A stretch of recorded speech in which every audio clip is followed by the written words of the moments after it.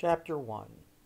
You know, Prophet Muhammad married his wife when she was 6 years old and consummated when she was 9. The guy in my back seat was a real gold mine. Not only was I going to receive a boatload of money for bringing his sorry butt in, but I got the pleasure of listening to him justify his crimes for the whole trip. Do I look like a Muslim to you, I asked.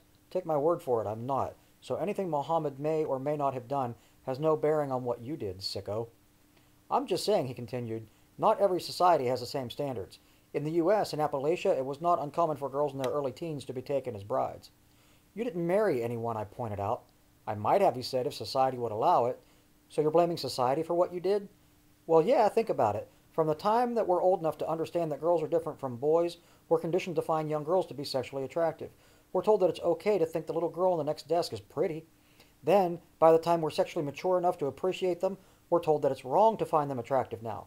How does any of that make sense?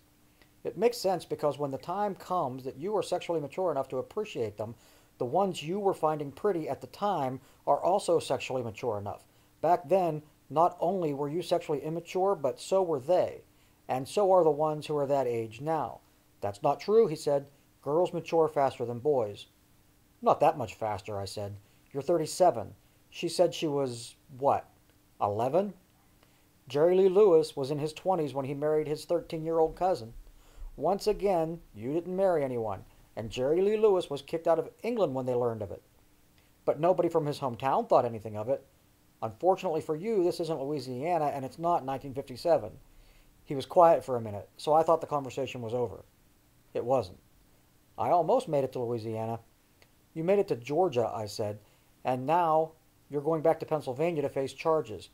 Besides, it wouldn't matter if you had made it to Louisiana. I'd still have found you, and you'd still be in my back seat headed for justice. Justice? How was it justice? She was willing. She was an undercover cop. But I didn't know that. It's not like I jumped her from the bushes. We had been talking online. We had a relationship. She told me she wanted to. She told you she was 11. That means you thought she was 11, and an 11-year-old could not give legal consent. Muhammad had consensual sex with Aisha when she was 9. Is that the only example you can give? The first recorded age of consent statute was 12 years old in England. When was that? I don't know, around 800 years ago? So even 800 years ago they thought 11 was too young? In colonial Virginia, families often married off their 9-year-olds. To other 9-year-olds, I said, having no idea whether that was true. I'm just saying it's arbitrary. When I was 18, it would have been just as illegal for me to have sex with my 16-year-old girlfriend. But if some guy knocked her up at 17, and if she had a daughter, that girl would be 18 today, and I could legally have sex with her, no problem. Yes, because 18 is sexually mature and over the age of consent. It's arbitrary. It's not strictly arbitrary. It's based on societal norms and psychiatric studies. That doesn't mean it's not arbitrary. There are statistical outliers in all studies. Some girls aren't sexually mature until they're in their 20s, but nobody calls Hugh Hefner a pedophile, do they? Yes, I said. Some people do. But society doesn't. Maybe they should, I said. You realize you just contradicted yourself. No, I didn't. I wasn't really so sure. Yes, you did. A minute ago, you said there would be nothing wrong with me having sex with an 18-year-old because she'd be sexually mature. Now you're saying Hef should be considered a pedophile for having sex with 18-year-old girls if they aren't as mature as the average 18-year-old. That's not what I said. Yes, it is, he insisted. Now you're just trying to justify it and avoid the cognitive dissonance. Why?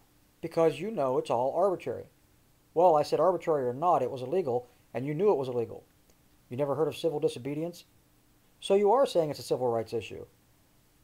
I am who I am. I prefer what I prefer. I can't help it.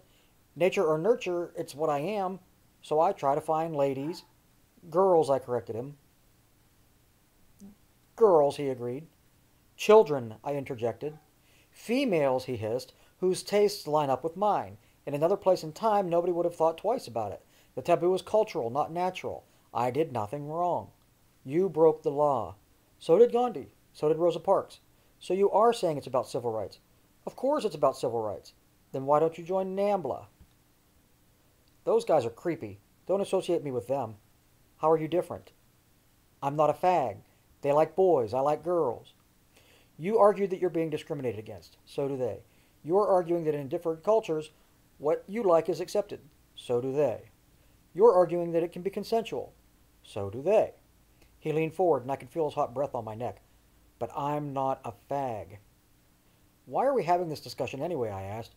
What do you hope to accomplish here? You don't have to convince me that you're innocent of any wrongdoing, and you'll never convince a judge or a jury. The only ones you have to convince are yourself and your God. I don't like anyone thinking I did something wrong, he said. We've got a long night of driving ahead of us. I just wanted you to understand my position.